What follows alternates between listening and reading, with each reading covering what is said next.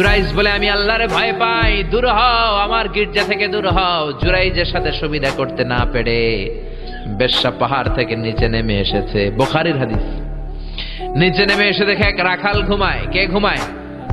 রাখাল রে ঘুম থেকে উঠিয়ে বলে, ও রাখাল দেখো আমি কত সুন্দরী। রাখাল তার প্রেমের ফাঁদে পড়ে তার সাথে অবৈধ দৈহিক সম্পর্কে লিপ্ত হয়েছে, জেনা করেছে। ব্যভিচারের ফলে এই বেশ্যার পেটের মধ্যে সন্তান দিয়ে দিয়েছে কে? 3 মাসের ব্যবধানে বেশ্যার পেটটা এত বড় হয়ে গেছে। এলাকার লোকেরা বলে, ও মেয়ে তোর তো বিয়ে হয় নাই, পেট বড় হইলো কেন? বাচ্চা পাইলি কই? বেশ্যা বলে, আমার পেটের বাচ্চার বাবা হলে ওই আল্লাহর ওলি জুরাইজ। কথাটা হাসা না মিছা? কত পার্সেন্ট জোরে বলেন? 100% মিছা।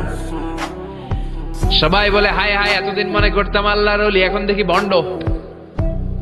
এতদিন পানি পড়ার জন্য যেতাম জুরাইজের কাছে, এখন দেখি ভণ্ড।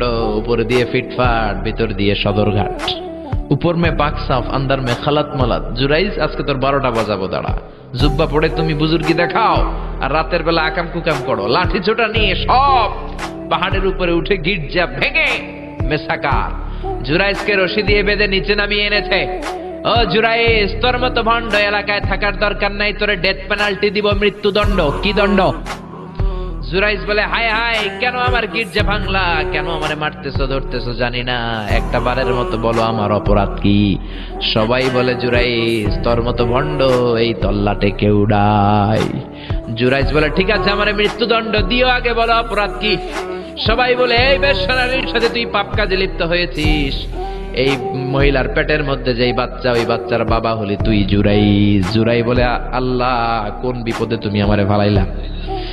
কিছুই তো জানি না আমি, আমার তো কোনো দোষ নাই। বুঝ হওয়ার পর থেকে কোনো পাপ কাজে আমি আল্লাহ লিপ্ত হই নাই, তুমি আমারে বাঁচাও। ও মিয়া, বিপদে পড়লে আমাদেরকে বাঁচায় কে? জুরাইজ বলে, ঠিক আছে আমারে মৃত্যুদণ্ড দিও, কিন্তু আমার শিরচ্ছেদ করার আগে 2 রাকাত নামাজ পড়ার সময় দাও। জুরাইজ 2 রাকাত নামাজ পড়ে চোখের পানি ছেড়ে দিয়ে আল্লাহর ডেকে বলে, আল্লাহ তুমি যদি এক হও, তুমি যদি লাম ইয়ালিদ ওয়া লাম ইউলাদ হও, আজকে আমি 1000 মানুষের সামনে ওই বেশ্যানারীর পেটের বাচ্চাটারে প্রশ্ন করব, তুমি বাচ্চার মুখের জবান খুলে দিও। ওই বাচ্চার মুখের জবান খুলে দেওয়ার ক্ষমতা আল্লাহর আছে না নাই? শিওর? সন্দেহ লাগে না তো? আল্লাহর এত ক্ষমতা, পেটের একটু বাচ্চা কথা বলবে? পারবে, পারবে, আসলে পারবে।